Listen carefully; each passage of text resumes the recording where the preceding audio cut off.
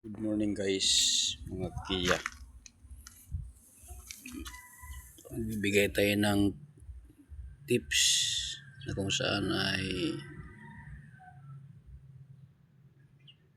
malalaman po natin kung ito ay goods pa kahit second hand o galing katay, parts out, surplus. Gaya po ng itong rack end. Ito po, rack end. Yan. Galing po ito sa katay. Pakita natin, no? Tigas. So, ibig sabihin, good yan. Naka-steady siya. So, you know. Pag ito ay lumaglag na, sira na. Ang tip sa ating mga Kia patid. Ito sira na yan. Pinalitan ko na yan. At itong isa naman yan. Goods din yan doon sa kabila. Pag na kalas natin yan.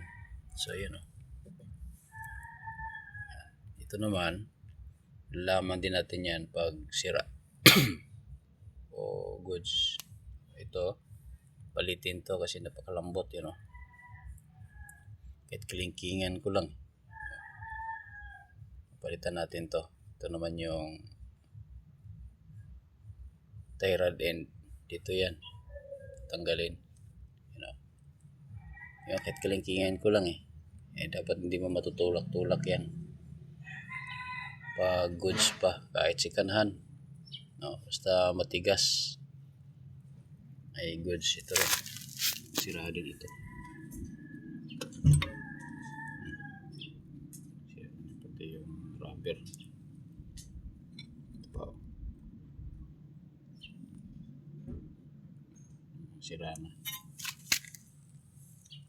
Nakahanap tayo doon sa katayan ng ganito na goods. Pero itong rack end, yan goods yan. Kasi nanatili siya. So dito kasi yan nakasampay sa pinakabuong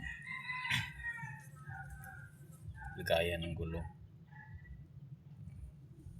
So ito naman yung papalitan natin kasi maingay ng bearing. Ito naman galing din sa katay. Pero goods to. Ito na naugong. Ito yung isa. So ingay o.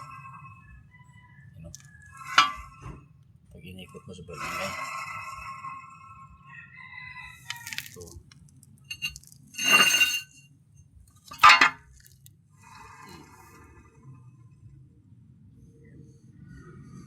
Ang tips natin. Ito. Pag inikot mo ingay na. Magaspang. Pag nanakbo ka ng matulin yan, ingay na. Ito naman, taga ito. Kasi niya ito, parang na rin, ipantay. Ito. Hindi siya gaano. Pero kakalasin natin to, i-repack natin ng grasa yung loob. Pero ito sobrang ingay talaga. You know? Ito, i-repack lang natin ito.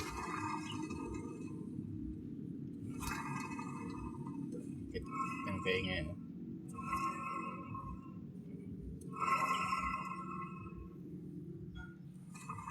Galing dito sa katay.